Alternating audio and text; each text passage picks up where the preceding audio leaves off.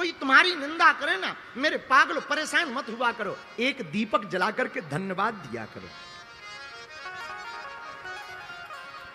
जो आदमी तुम्हारी निंदा कर रहा, सुनो, भक्तमाल में पूज्य श्री नाभादास जी ने एक बात कही, बड़ी प्यारी कही। आहा, छोटे बच्चे होते हैं तो छोटे बच्चों का मल माताएं अपने हाथ से साफ करती हैं। हाँ जी या ना जी? बोलो।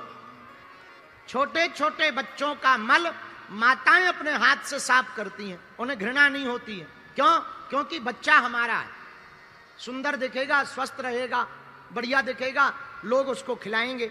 इसलिए छोटे बच्चे का मल जिस प्रकार माताएं हाथ से साफ करती हैं, उसी प्रकार निंदा करने वाला व्यक्ति तुम्हारी कमियों को अपनी जीभ से साफ करता है। हाँ, ये हम नहीं कह रहे हैं, भक्तमाल के ग्रंथ में ये वर्णन आया है। उसी प्रकार निंदा करने वाला व्यक्ति जीभ से तुम्हारी कमियों को साफ करता है। इसलिए हमारी एक हाथ जोड़कर प्रार्थना है, कोई तुम्हें भला बुरा कहे ना, टेंशन में मत रहा करो। तुम टेंशन लेने थोड़ी आए हो, टेंशन हमसे लोग पूछते, गुरुजी आप दिन भर हंसते रहते, इतनी बातें चलती, इतने प्रपंच चलते, फिर भी हंसते रहते। हम जहां जाते वहां नई लड़ाई लड़ते, कहीं संस्कृति के लिए लड़ रहे हैं, कहीं हिंदुत्व के लिए लड़ रहे हैं, देश में भी लड़ रहे हैं, विदेश में भी लड़ रहे हैं, रोज ही लड़ रहे हैं। लोग हमसे पूछते आप हंसते क्यों रहते? हमने कहा हम टेंशन लेने थोड़ी आए हैं, हम तो टोपी वालों को टेंशन देने आए हैं। आओ आओ आओ। अच्छा, एक और सुन लो, हम सुधरेंगे नहीं। हाँ, अपन को क्या दिक्कत है? देखो, हम किसी का नाम नहीं लेते, हमने टोपी वाला का, और टोपी तो कल हम भी लगा के आ सकते हैं, क्रिकेट वाली। अब तुम गलत समझ गए होगे, तुम दाढ़ी वाले समझ गए होगे, ऊ वाले। ये तुम लोगों की नजर का खेल है ना, हम गलत बोलते ही नहीं, कभी नहीं बोलते। क्यों बोलना गलत? तो हम प्रार्थना आपको करें, कोई निंदा करे तो आप प्रत्युत्तर मत दो, आप टेंशन मत लो। हनुमान जी से सीखो, न जाने क्या क्या रावण ने कहा, लंका में लोगों ने क्या क्या कहा, पर धन्य है हनुमान जी। अरे हनुमान जी को तो बीच यात्रा में कहा रुक जाओ, ठहर जाओ, आराम कर लो, पर हनुमान जी से सीखो। राम काज कीन्हे बिनु मोहि कहाँ विश्राम। जब तक राम काज नहीं हो जाएगा तब तक हम विश्राम नहीं करेंगे। तो धन्य है सुंदरकांड। सुंदरकांड इसलिए सुंदर है क्योंकि यहाँ बड़ों की बात छोटे सुनते हैं। जहाँ बड़ों की बात की आज्ञा छोटे माने, वहां सुंदरकांड सिद्ध होता है, और जहां छोटे आज्ञा अपने बड़ों को दें, वहां लंका कांड सिद्ध होता है।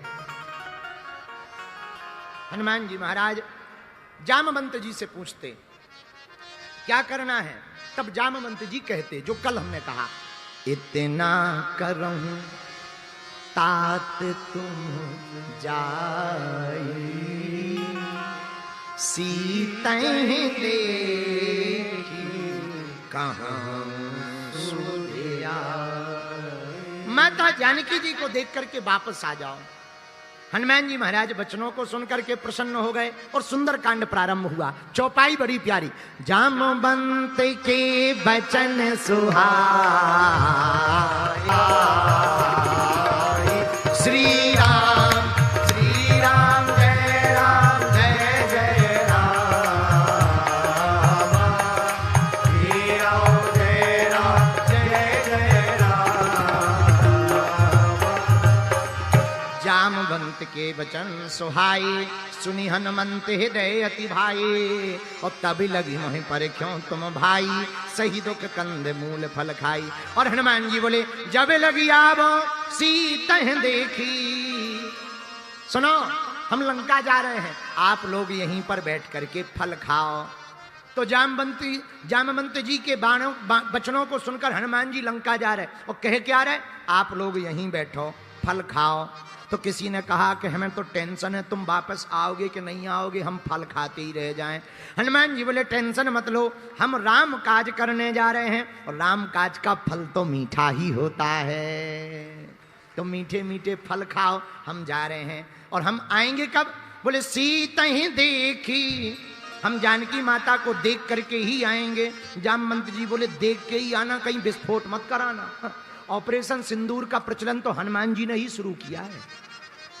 हाँ, ऑपरेशन सिंदूर जो हुआ वो हमारे बजरंगबली का ही फर्स्ट ट्रायल है। उन्होंने ही लंका में घुस करके रावण के यहाँ पर धूम धड़ाका किया था, उसी का वर्तमान में ऑपरेशन सिंदूर के तहत देखने को मिला है। पहला ऑपरेशन तो हनुमान जी ने ही ऑपरेशन सिंदूर किया था लंका में, हाहाकार मचा दिया था। कैसे? उलट पलट लंका सब जारी और कूंधे परा सिंधु मझारी। हनुमान जी महाराज लंका की यात्रा के लिए तैयार हैं। एक बात मेरे पागलों तुम समझना, राम काज करने वाले व्यक्ति को एक बात समझ लेनी है। हमने पिछली कथा में प्रार्थना की थी, फिर प्रार्थना करते हैं। हम लोग, हनुमान जी कौन है? हनुमान जी हैं राम के बंदर, हम लोग हैं काम के बंदर हैं। हम लोगों से पूछो क्या कर रहे, तुम कथा में क्यों नहीं आए? गुरुजी आना तो था पर काम से गए थे, और जो आदमी काम से जाता है वो काम से ही चला जाता है। हम लोग काम के बंदर हैं, हनुमान जी राम के बंदर हैं। राम काज करवे को आतुर। इसलिए मेरे पागलो, अगर तुम्हें अपने हर काम सफल करना सीखना है तो हनुमान जी से सीखो, सुंदर कांड से सीखो। अपने काम काज को ही राम काज बना डालो। बोलो सीताराम। के समय जब पूरा शिष्य मंडल हमारा सो गया, बिल्कुल सत्य बात बता रहे हैं, तो खुले मैदान में पानी के मटका रखे हुए थे। हमने मटकों के पानी को सिर पर डाला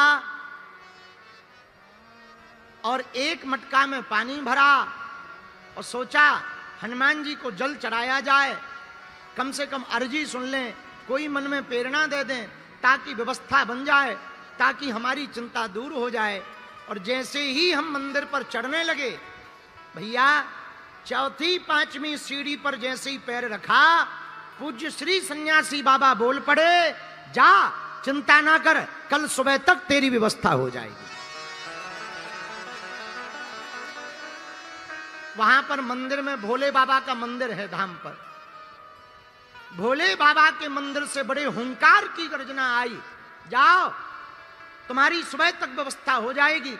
तो पहले तो हमें बड़ा डर लगा, फिर पता लगा कि ये तो हमारे मन में बात थी, ये किसने बोली है। तो हम भागे भागे मटका छोड़ दिया, भागे भागे मंदिर पे बड़ी जोश जोश में गए। तो बड़ा तेज सा प्रकाश सन्यासी बाबा का अंदर प्रकाशित हो रहा। चमीटा लिए हुए सन्यासी बाबा खड़े हैं और हुंकार करते हुए वहां पर खड़े हुए देखा। तो हमने कहा कि आप हमारे गुरुजी हो क्या? वहीं अंदर से हुंकार भरी तो हमारा मन गदगद हो गया, शरीर रोमांचित हो गया। अब वो फिर से बोले, जा वापस उतर जा और जाके सो जा, सुबह तेरी यज्ञ की व्यवस्था हो जाएगी। अब सुनना भैया, हम तो बड़े प्रसन्न हो गए। थोड़ी देर में ऐसी हालत हो गई जैसे बेहोश हो गए हो। तो कुछ देर तक वहीं पड़े रहे, वापस आए तो सो गए। अब तो टेंशन फ्री थे तो खूब देर तक सोए, 8-9 बजे सुबह तक। सुबह जैसे ही जागे तो रोज की तरह नित्य नियम किया। जहां बागेश्वर धाम आप मंदिर जाओगे तो दरवाजे के पास में एक पीपल का पेड़ है, तो हम पीपल के पेड़ के नीचे वहां सोफा डाल के बैठते थे। तो सोफा पे जाके बैठ गए।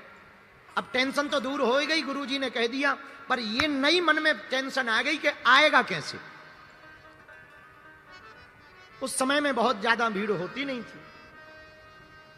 आहा, फिर क्या, हमारे पीपल के पेड़ के नीचे बैठते ही आहा एक बोलेरो गाड़ी आई और उसमें एक सज्जन व्हाइट शर्ट पहने हुए, काला पैंट पहने हुए उतरे। सबसे मिल रहे थे, 400-500 लोग बैठे थे, हम भभूति बांट रहे थे। उन्होंने आकर के कहा, महाराज जी आपकी जय हो। हमने कहा भैया कहाँ से आए? बोले गुरुजी झांसी से आए हैं। हम कहा बहुत बढ़िया, भोजन पा लेना। हमें तो सामान्य, अब ऐसा तो कुछ पता नहीं था, तो सीधे साधे आदमी। हमने कहा भैया भोजन पा लेना, यज्ञ के दर्शन कर लो। बोले जी गुरुजी हो गया, हम कुछ सामान लाए हैं। हम कहा क्या लाए हो? बोले कुछ सहयोग लाए हैं। हम कहा वहाँ कार्यालय में दे दो और रसीद ले लेना। बोले हमें कार्यालय में नहीं देना, आपको ही देना है। एक छोटा सा बैग उन्होंने पकड़ा दिया। हमें लगा कपड़ा होंगे, मिठाई विठाई होगी। भैया हमने धर लिया। अब वो हमारे ही आंखों के देखते वापस चले गए। जैसे ही एक कमरा बना था, बहुत बड़ा आश्रम तो था नहीं, एक कमरा बना था। तो एक तिवारी जी हमारे पास रहते थे, विजय तिवारी। विजय तिवारी जी को हमने वो बैग दिया और जैसे ही खोला तो ऊपर लाल पेन की एक चिट्ठी रखी थी, उस पर पहले नंबर पर बड़े अक्षरों में लिखा था जय सिया राम। और जब बैग खोल करके देखा, पूरे यज्ञ की चुकती हो गई, ब्राह्मणों की दक्षिणा चुक गई और 50,000 रुपया बच गए। हाँ, हम ना उनको जानते, आज तक हमारा परिचय नहीं। मोटरसाइकिल लेके हम गांव के बाहर तक गए, हमको नहीं मिले, हम बड़े चौंक गए। फिर अंदर ही अंदर सन्यासी बाबा की प्रेरणा आई, तू टेंशन ना ले, व्यवस्था हो गई, वापस जा। तब हमें खूब रोना आया कि धन्य है गुरुदेव, हमारे कारण उनको ये रूप बना करके आना पड़ा, हमारी यज्ञ को सफल करवाना पड़ा। पंचकुला के पागलों, हम हाथ जोड़ करके आपसे कहते हैं, तुम हनुमान जी के चरण पकड़ लो, वो तुम्हारी नाक नहीं कटने देंगे। हाँ, वो दिन है कि आज का दिन है। आज तक हनुमान जी की कृपा से भैया हमने फिर लौट के मुड़ के नहीं सोचा। जब हॉस्पिटल के निर्माण की संरचना चल रही थी, भूमि पूजन होना था, हमें सबने डांटा कि बहुत बड़ा संकल्प है, आप कर नहीं पाओगे, आप किसी से मांग पाते नहीं हो, धन का जो होगा देखा जाएगा। हमारे मन में आया है, इस देश में 1,000 करोड़ के मंदिर बने हैं, हम अस्पताल बना करके जाएंगे। क्योंकि प्रार्थना के 2 ही केंद्र हैं, एक मंदिर, दूसरा अस्पताल। मंदिरों में जो प्रार्थना होती है वो कई बार फोटो की प्रार्थना होती है, दिखावा की प्रार्थना होती है, पर अस्पताल में जब कोई जीवन और मृत्यु के बीच में जूझ रहा होता है तो दीवालों से जो प्रार्थना होती है वो दिल से होती है। और जब हम दिल्ली में एक बार बैठे थे, माननीय प्रधानमंत्री जी साथ में थे, उन्होंने धीरे से पूछा, पंडित जी, शास्त्री जी बोलते, शास्त्री जी एक बात बताओ, आप अस्पताल क्यों बनवाना चाहते? लोग तो हमारे पास आश्रम बनवाने को लेकर आते हैं, साधु महात्मा। हमने कहा, साहब प्रधानमंत्री जी, अब तक देश में अस्पतालों में मंदिर थे, हम भारत में मंदिरों में अस्पताल देखना चाहते हैं। जब ये बात बोली उनको बड़ी प्रसन्नता हुई। हम आपको प्रार्थना करना चाह रहे, ये बात तो हमने ऐसे ही बोल दी, पर सच बात, हम कोई प्रचार प्रसार के भाव से नहीं बोली, इसको अन्यथा मत लेना। हम आपको ये बताना चाह रहे भैया, हाथ जोड़ करके, कि अगर आपकी हनुमान जी पर निष्ठा, श्रद्धा पक्की होगी तो वो आपकी नाक नहीं कटने देंगे।